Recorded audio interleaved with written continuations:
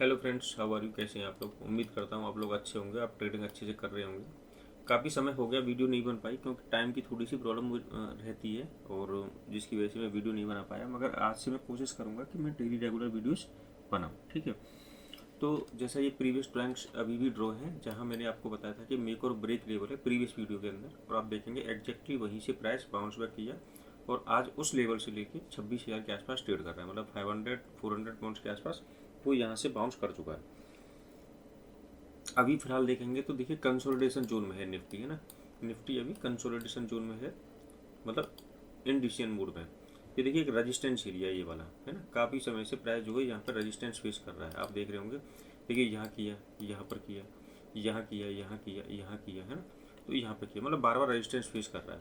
तो ये एक रेजिस्टेंस एरिया है। अब कोई भी मूव अगर अपसाइड आती है तो इसके ऊपर ही आएगी, ये पॉसिबिलिटी है। अगर इसके ऊपर प्राइस जाता है, मतलब 998 के पास जाता है, तो 78 के आसपास, 78 टू 90 के आसपास आ सकता है, मतलब 26,090 टू 80 के आसपास मान के चलिए कि प्राइस यहाँ तक आ सकता है। फिर ये एक रेजिस्टेंस एरिया, अच्छा रेजिस्टेंस एरिया, मतलब बहुत ज़्यादा इंपॉर्टेंट रेजिस्टेंस एरिया है, ठीक है।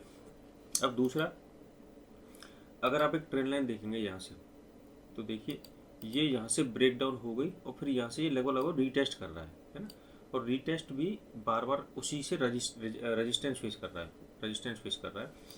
तो अगर ये ऊपर, मतलब आप मान के चलिए, मैं आपको ये कहना चाहता हूँ कि कोई भी बाइंग अपॉर्चुनिटी अगर आपको मिलती है तो आपको इन लेवल्स के ऊपर ही मिलेगी, और फिर भी बहुत ज़्यादा बड़ी नहीं मिलेगी इंट्राडे के लिए। देखिए हमारे टारगेट्स तो ऑल टाइम हाई के, मगर प्राइस कभी भी ऐसे नहीं जाता ना कि कंटिन्यू बढ़ता ही चला जाएगा, है ना। अभी तो क्या कर रहा है, देखिए ऊपर गया, फिर थोड़ा नीचे आया, फिर ऊपर गया और यहाँ कंसोलिडेशन कर रहा है। तो पॉसिबिलिटी हो सकती है कि ब्रेकआउट कर दे, तो ब्रेकआउट यहाँ करेगा तो यहाँ तक जा सकता है और फिर उसके बाद फिर डाउन साइड आ सकता है, फिर उसके बाद ऊपर जा सकता है। इस तरीके से जाएगा प्राइस, है ना। हम ऐसा तो नहीं बोल सकते कि कंटिन्यू ऐसे ही चला जाएगा बढ़ते हुए, तो स्विंग्स हो जाता है। तो मैं अभी इंट्राडे की पॉसिबिलिटी की आपसे बात कर रहा हूँ कि इंट्राडे में क्या हो सकता है, ठीक है। तो इंट्राडे में देखिए हमें क्या करना है।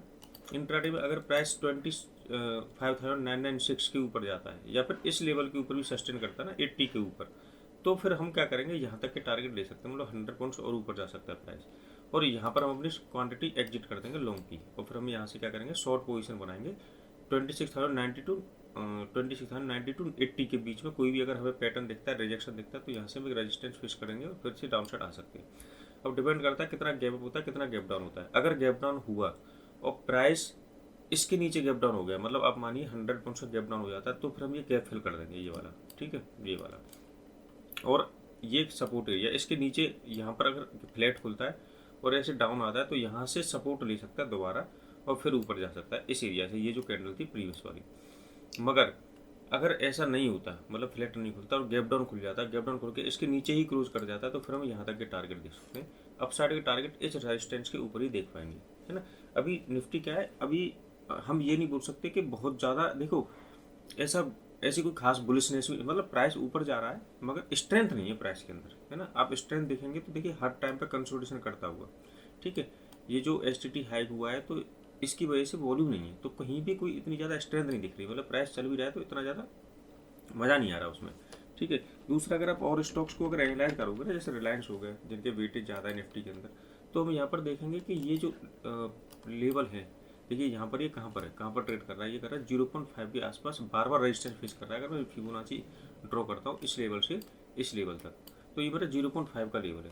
तो इस लेवल पर रेजिस्टेंस लेने का मतलब है कि प्राइस जो है ये बियरिश स्ट्रक्चर है। मगर अभी रीसेंट प्राइस एक्शन देखेंगे इस वाले को, रीसेंट वाले को, तो हम नहीं कह सकते बियरिश है। यहाँ से अच्छा लग रहा है, ये वाला प्राइस एक्शन लग रहा है ब्रेकआउट कर देगा, मगर ओवरऑल प्राइस एक्शन देखेंगे तो बियरिश लग रहा है। ये वाला प्राइस एक्शन क्या करता है, ये करता है ऐसे जाएगा, नीचे गिरा, ऊपर गया, फिर ऐसे गया, ये प्राइस एक्शन ऐसे शो करता है। अब ये डिपेंड करता है कि ये इसका ब्रेकआउट करता है या ब्रेक डाउन करता है। तो इसलिए हमारा जो लेवल है निफ्टी का, अभी थोड़ा सा यहाँ पे, थोड़ा सा हमें यहाँ पे अलर्ट रहने की आवश्यकता है। बहुत ज़्यादा स्ट्रेंथ नहीं दिखाई दे रही है ना।